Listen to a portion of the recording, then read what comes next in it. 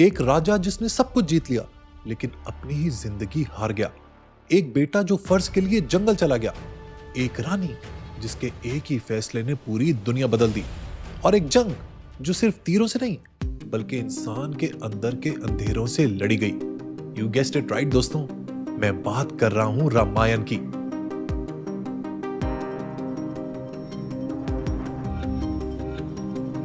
दोस्तों, अगर हम दुनिया की सबसे पुरानी और इन्फ्लुएंशियल कहानियों की बात करें तो रामायण उनमें से एक है।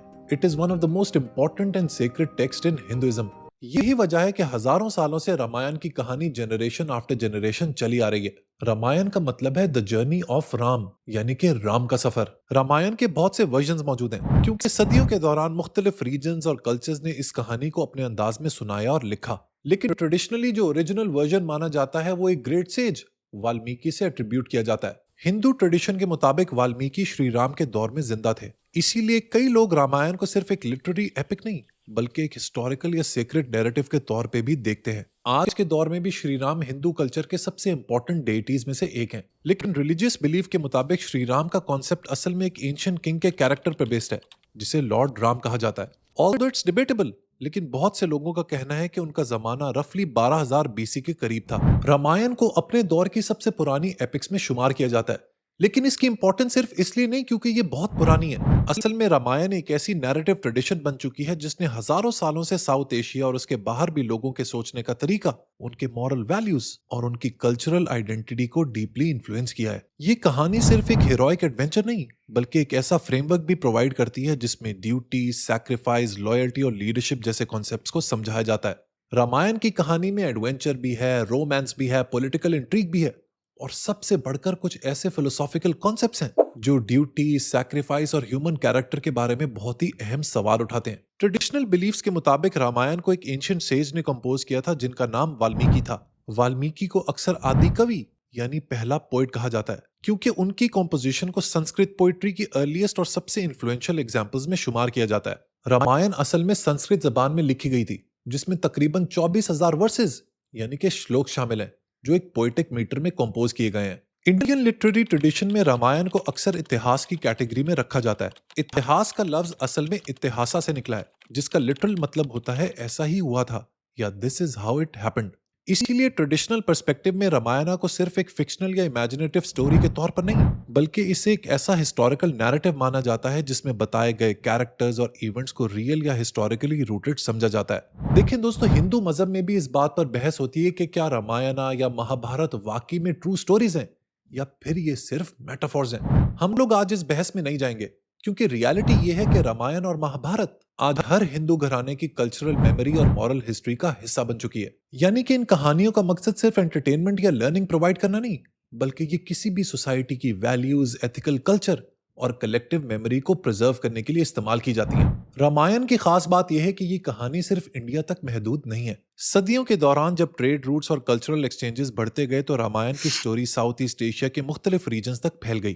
थाईलैंड, इंडोनेशिया, कंबोडिया और लाओस जैसे मुल्कों में भी रामायण के लोकल एडेप्टेशंस मिलते हैं जहां कहानी को लोकल कल्चरल कॉन्टेक्स्ट के मुताबिक लिखा गया है। लेकिन आखिर रामायण की कहानी है क्या और इस कहानी से हम लोग क्या क्या कुछ सीख सकते हैं, आज की वीडियो इसी के बारे में है। So let's start it. अगर हम ये जानना चाहते हैं कि आखिर वाल्मीकि ने रामायण लिखी क्यों, इसके पीछे उनका पर्पस क्या था, तो इसका जवाब रामायण के स्टार्ट में ही मिल जाता है। वाल्मीकि दरअसल एक ऐसे इंसान की तलाश में है जो तमाम यूनिवर्सल ह्यूमन वैल्यूज का परफेक्ट एग्जाम्पल हो।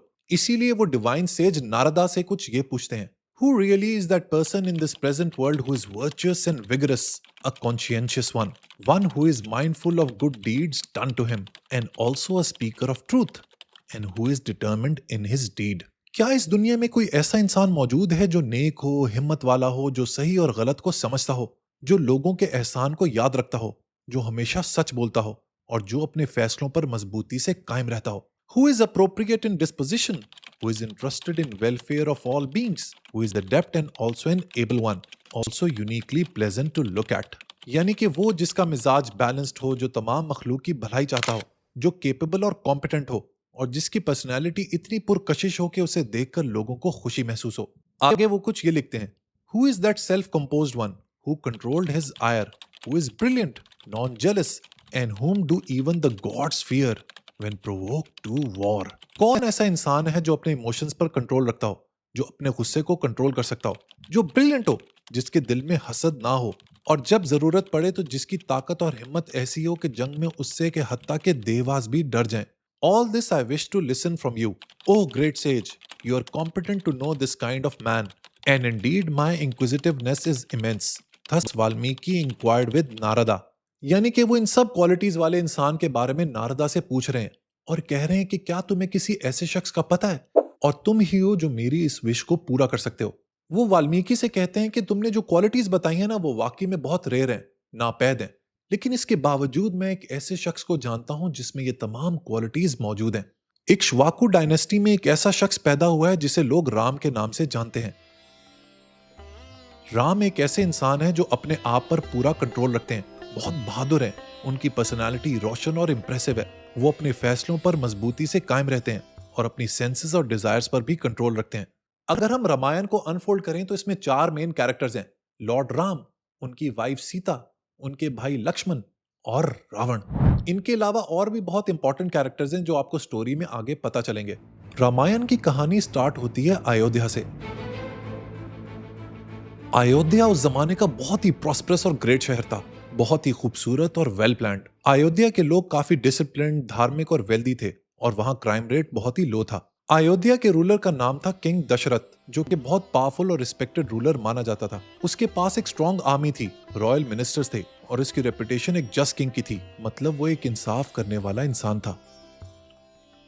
लेकिन प्रॉब्लम ये थी कि किंग दशरथ की 3 क्वींस थीं, कौशल्या, कैकेयी और सुमित्रा, लेकिन उनका कोई भी बेटा नहीं था। इसी बात को लेकर किंग दशरथ बहुत परेशान रहता था क्योंकि उसके बाद उसकी किंगडम को रूल करने वाला कोई नहीं था। काफी सालों बाद कुछ स्पेसिफिक हिंदू रिचुअल्स को फॉलो करते हुए किंग दशरथ के घर 4 बेटों की पैदाइश हुई। एक राम जो कि कौशल्या के बेटे थे, एक भरत जो कि कैकेयी के बेटे थे और बाकी 2 थे लक्ष्मण और शत्रुघ्न जो कि सुमित्रा के बेटे थे। इन चारों प्रिंसेस को डिवाइन इनकारनेशन माना जाता है, खास तौर पर लॉर्ड राम को, जिनको विष्णु का अवतार कहा जाता है। इन चारों प्रिंसेस की बचपन से ही ट्रेनिंग स्टार्ट हो जाती है। वो वेदा सीखते हैं, वॉरफेयर ट्रेनिंग लेते हैं, आर्चरी और मिलिट्री स्किल्स को प्रैक्टिस करते हैं, मगर इन सब में सबसे ज्यादा केपेबल राम ही होते हैं। राम सिर्फ फिजिकल स्ट्रेंथ में ही नहीं बल्कि कैरेक्टर और मोरालिटी में भी इन सबसे सुपीरियर माने जाते हैं, क्योंकि उनकी पर्सनालिटी काफी काम, डिसिप्लिन, ट्रूथफुल और कंपैशनेट है। इसीलिए अयोध्या के लोग लॉर्ड राम को बहुत पसंद करते हैं। अपने भाइयों में राम सबसे ज्यादा लक्ष्मण के क्लोज हैं, क्योंकि बचपन से दोनों ने बहुत टाइम साथ में स्पेंड किया है, इसीलिए वो एक दूसरे के क्लोज कंपेनियन है। जब राम तकरीबन 16 साल के थे तो उस वक्त ऋषि विश्वामित्रा अयोध्या आते हैं। वो दशरथ से रिक्वेस्ट करते हैं कि राम को उनके साथ भेजें क्योंकि वो अपने इलाके में ईवल फोर्सेस के खिलाफ जंग लड़ रहे हैं। ईवल फोर्सेस यानी कि राक्षसस। किंग दशरथ पहले तो मना करते हैं क्योंकि राम अभी बहुत छोटे हैं, बहुत यंग है, लेकिन बिलाखिर वो विश्वामित्रा की बात मान जाते हैं और लॉर्ड राम और लक्ष्मण उनके साथ चले जाते हैं। वहां लॉर्ड राम क्या खूब तरीके से अपनी बैटल लड़ते हैं और अपनी स्किल से विश्वामित्रा को इंप्रेस कर देते हैं। विश्वामित्रा राम और लक्ष्मण को जंग के बाद मिथिला ले जाते हैं, जहां का रूलर है किंग जनक। जनक की बेटी है सीता, जिनके लिए वो रिश्ते की तलाश कर रहे हैं। इस सिलसिले में वो एक स्वयंवर अरेंज करते हैं, जिसकी कंडीशन ये होती है कि जो भी शिवा का डिवाइन बो यानी कि शिव धनुष उठाकर उसे स्ट्रिंग कर देगा वो सीता का हकदार होगा। इस इवेंट में बहुत से अलग अलग इलाकों के प्रिंसेस आए हुए होते हैं जो कोशिश करते हैं लेकिन नाकाम रहते हैं। लेकिन लॉर्ड राम इस कंपटीशन को जीत जाते हैं और इसी जीत की वजह से उनकी शादी सीता से हो जाती है। लेकिन दोस्तों कहानी में दूसरी तरफ काफी ट्विस्ट एंड टर्न्स हैं। जिस दौरान ये सब कुछ हो रहा था किंग दशरथ की बीवी कैकेयी उनसे एक रिक्वेस्ट करती है। रिक्वेस्ट ये होती है कि वो उनके बेटे भरत को गद्दी नशीन बना दे, यानी कि किंग दशरथ के बाद सारी किंगडम भरत की होगी। दशरथ ऐसा बिल्कुल नहीं करना चाहते थे क्योंकि वो ये ड्यूटी राम को देना चाहते थे, लेकिन बहुत साल पहले एक दफा उनकी बीवी कैकेयी ने उनकी जान बचाई थी। तब किंग दशरथ ने कैकेयी से कहा था कि तुम कोई भी 2 चीजें मुझसे मांग सकती हो, जिसके जवाब में कैकेयी कहती हैं कि जब सही वक्त आएगा तब मैं बताऊंगी कि मुझे क्या चाहिए। कैकेयी को महसूस हुआ कि अब सही वक्त आ गया है, लिहाजा उन्होंने भरत के लिए किंगडम मांगी और दूसरा उन्होंने ये कहा कि वो लॉर्ड राम को 14 साल के लिए वनवास पे भेज दें। वनवास का मतलब होता है जंगल में या अपने घर से दूर कुछ टाइम के लिए बसना या रहना, अक्सर किसी पनिशमेंट या शिक्षा यानी एग्जाम के तौर पर। राम ने ये बात मान ली और वो अपनी बीवी सीता और अपने भाई लक्ष्मण के साथ वनवास पर चले गए, मतलब अयोध्या को छोड़कर एक जंगल में चले गए जहां कोई फैसिलिटीज नहीं थी और ना उनके पास कोई आर्मी थी। राम, सीता और लक्ष्मण जंगल में अपनी जिंदगी बहुत सिंपल और डिसिप्लिन तरीके से गुजारने लगे। वो पेड़ों के नीचे रहते, नदियों से पानी पीते और जंगल से ही अपने खाने पीने का इंतजाम करते। राम और लक्ष्मण अक्सर अपनी ट्रेनिंग और धर्म की प्रैक्टिसेस में बिजी रहते और सीता घर के काम में मसरूफ रहती। एक दिन ट्रेनिंग के दौरान वहां एक बहुत ही खूबसूरत औरत आई जिसका नाम शूर्पणखा था। वो राम से बहुत इंप्रेस हो गई और उसे शादी की ऑफर की, मगर राम ने पोलाइटली उसे रिफ्यूज कर दिया और कहा कि वो ऑलरेडी मैरिड है। यहाँ से शूर्पणखा की सीता को लेकर जेलेसी डेवलप हुई और उसने वापस जाकर अपने भाई रावण को सब कुछ बता दिया। रावण लंका का किंग था और बहुत ही पावरफुल था। वो अपनी आवाम पे बहुत जुल्म किया करता था। जब उसने अपनी बहन का दुख सुना तो उसने सीता को किडनैप कर लिया। सीता के किडनैप होने की न्यूज सुनकर राम का दिल टूट गया, लेकिन वो होपलेस नहीं थे। उन्होंने अपनी हिम्मत और धर्म का सहारा लेते हुए सीता को बचाने का प्लान बनाया। लक्ष्मण भी राम के साथ थे और उन्होंने जंगल में ही एक आर्मी तैयार की जिसमें उनके दोस्त और वानर सेना के लोग भी शामिल थे। इसी दौरान लॉर्ड हनुमान राम के पास आए और उन्हें बताया कि वो उनकी हेल्प करना चाहते हैं। हनुमान ने राम को लंका तक सीता की तलाश में ले जाने और रावण से लड़ने में बहुत मदद की। हनुमान खुद लंका गए, सीता को ढूंढा और उसे राम की तरफ से मैसेज भी दिया कि राम जल्द ही उसे बचाने आएंगे। राम और वानर सेना ने लंका के साथ वॉर शुरू की और वॉर काफी लंबी चली, लेकिन राम की हिम्मत, धर्म और सही नीयत ने उन्हें हर चैलेंज से जीत दिलाई। आखिरकार राम ने रावण को हरा दिया और लंका के लोगों को रावण के जुल्म से भी आजादी दिलाई, जिसके बाद राम सीता को अपने साथ अयोध्या वापस ले आए और वहां के किंग बने। राम की ये कहानी हिंदू कल्चर में बच्चे बच्चे को सुनाई जाती है। उसकी वजह यह है कि इस कहानी में कुछ ऐसे की टेक अवेज हैं जो आपको आपकी जिंदगी बेहतर करने में मदद कर सकते हैं। रामायण की कहानी में सबसे पहला लेसन है अपहोल्डिंग धर्मा, यानी कि अपने धर्म पर कायम रहना। धर्म का मतलब होता है सही काम करना, इंसाफ करना और अपनी मॉरल रिस्पॉन्सिबिलिटीज को निभाना, चाहे सिचुएशन कितनी भी मुश्किल क्यों ना हो। इस कहानी में लॉर्ड राम को धर्म का सबसे बड़ा एग्जाम्पल माना जाता है। जब उन्हें वनवास के लिए कहा गया तो वो मना भी कर सकते थे, अपनी पावर का इस्तेमाल करके किंगडम को हासिल भी कर सकते थे, लेकिन उन्होंने अपने फादर का कहना माना, अपनी मॉरल ड्यूटी को ज्यादा इंपॉर्टेंट समझा और कोई भी कंप्लेन किए बगैर वनवास चले गए। इस कहानी का एक बहुत ही खूबसूरत लेसन यह है कि इंसान की जिंदगी में जब टफ तरीन सिचुएशन आती है ना, जब बहुत ही सख्त चैलेंज होता है, तब भी इंसान को अपने प्रिंसिपल और मॉरल वैल्यूज को नहीं भूलना चाहिए। अगर हम धर्म पे कायम रहते हैं तो बिलाखिर जीत सच्चाई की ही होती है। रामायण से हमें दूसरा सबक मिलता है परसिवेरेंस का, जिसका मतलब है लगातार कोशिश करते रहना और मुश्किलात के बावजूद हिम्मत ना हारना। जब रावण ने सीता को किडनैप कर लिया तो लॉर्ड राम के लिए बहुत मुश्किल थी। उन्हें ना सिर्फ सीता को ढूंढना था, बल्कि रावण की इतनी पावरफुल आर्मी को भी फेस करना था, अपने आप को, अपनी आर्मी को तैयार करना था। लेकिन उन्होंने हिम्मत नहीं हारी। वो लगातार कोशिश करते हैं, दोस्त बनाते हैं, वानर सेना को ऑर्गेनाइज करते हैं और आखिरकार लंका तक पहुंचकर रावण को हरा देते हैं। लिहाजा रामायण से एक और बहुत ही खूबसूरत लेसन जो हम सीख सकते हैं वो ये कि जब भी आपके ऊपर मुश्किल आए तो आपने घबराना नहीं है। इफ यू परसिवियर और आप डिटर्मिन्ड होकर एक काम देर तक करते रहते हैं तो बिल आखिर जीत आप ही की होगी। तीसरा सबक है loyalty and family love. Ram, Lakshman और सीता के दरमियान जो रिलेशनशिप है वो लॉयल्टी और सेक्रीफाइस की एक बहुत जबरदस्त एग्जांपल है। जब राम को 14 साल के वनवास के लिए कहा जाता है तो उनके भाई लक्ष्मण बगैर किसी कंप्लेन के उनके साथ जंगल में चले जाते हैं। उन्हें कभी भी अकेला नहीं छोड़ते और हर मुश्किल वक्त में उनका साथ देते हैं। लेकिन दोस्तों, सबसे रिमार्केबल बात यह है कि भरत भी जानते हैं कि इस गद्दी के असल हकदार लॉर्ड राम ही है। लिहाजा वो किंगडम को अडॉप्ट करने से मना कर देते हैं। इनफैक्ट वो लॉर्ड राम को बुलाने भी जाते हैं, लेकिन राम वापस आने से इनकार कर देते हैं। इसी तरह इस कहानी में सीता का भी कमाल रोल है। वो क्या जबरदस्त और एग्जेम्पलरी वाइफ है। शौहर के साथ चाहे जितना भी मुश्किल वक्त हो वो उनके साथ मिलकर गुजारेंगी। लॉर्ड राम का भी कैरेक्टर देखें कि जब एक खूबसूरत लड़की उन्हें शादी के लिए अप्रोच करती है तो वो उन्हें रिजेक्ट कर देते हैं, मना कर देते हैं, क्योंकि वो अपनी बीवी के साथ फेथफुल और लॉयल है। इस कहानी का एक बहुत ही खूबसूरत लेसन यह है कि जब भी किसी फैमिली के ऊपर बुरा वक्त आए तो सारे फैमिली मेंबर्स को मिलकर एक दूसरे का साथ देना चाहिए। रामायण से चौथी चीज जो हम लोग सीख सकते हैं वो है ह्यूमिलिटी। रामायण में हनुमान का कैरेक्टर भी बहुत पावरफुल है।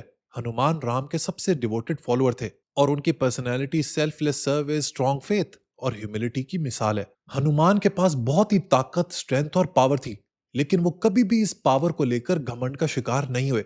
उन्होंने हमेशा इस पावर को इस्तेमाल किया लॉर्ड राम की हेल्प के लिए। इस वाक्य से हम लोग दो बातें सीख सकते हैं। एक तो ये कि we should never be proud of our abilities and skills, और हमें अपनी एबिलिटीज और स्किल्स को दूसरों की हेल्प के लिए हमेशा इस्तेमाल करना चाहिए। रामायण से पांचवी चीज जो हम लोग सीख सकते हैं वो ये कि हमें कभी भी फैसले जल्दबाजी में नहीं करने चाहिए। जल्दबाजी के फैसले अक्सर बुरे नतीजों तक ले जाते हैं। इसकी मिसाल भी आपको लॉर्ड राम में मिलती है। जब सीता किडनैप होती है तो वो फौरन उसका नी जर्क रिएक्शन नहीं देते।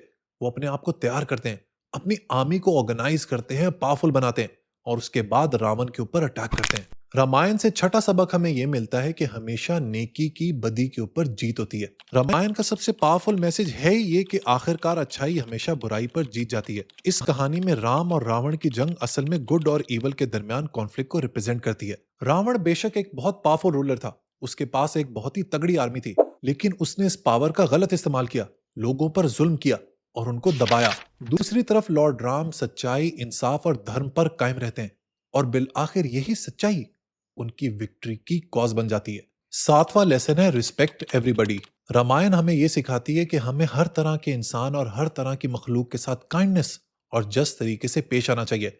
लॉर्ड राम हर तरह के शख्स को भरपूर रिस्पेक्ट देते थे, तो चाहे वो लोग उनसे ज्यादा पावरफुल हों या फिर उनसे कमजोर।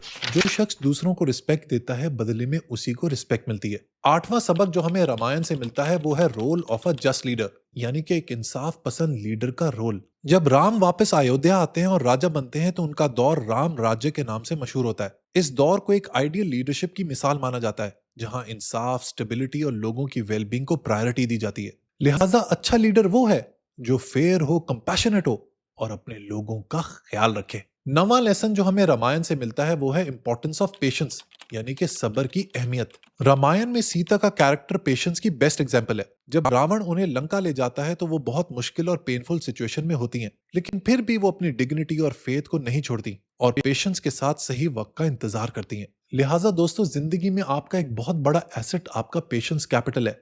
अगर आप पेशेंटली सब्र के साथ जिंदगी गुजारना सीख गए तो मैंने आपको कहा ना, बिल आखिर जीत आप ही की होगी। और दोस्तों, 10वां और आखिरी लेसन रामायण का यह है कि ये सिर्फ हिंदू कल्चर के लिए इंपॉर्टेंट नहीं है, इसका मैसेज यूनिवर्सल है। आपका फेथ कुछ भी हो सकता है, इसके बावजूद भी आप रामायण से बहुत कुछ सीख सकते हैं। लॉर्ड राम की कहानी का ताल्लुक किसी खास मजहब से नहीं, बल्कि इसका मैसेज पूरी कायनात के लिए। अगर आप रामायण को बगैर किसी प्रेजुडिस, बगैर किसी बायस के पढ़ेंगे तो मेरा आपसे ये प्रॉमिस है कि ये आपकी जिंदगी में कहीं ना कहीं तब्दीली, कहीं ना कहीं ट्रांसफॉर्मेशन जरूर लेकर आएगी।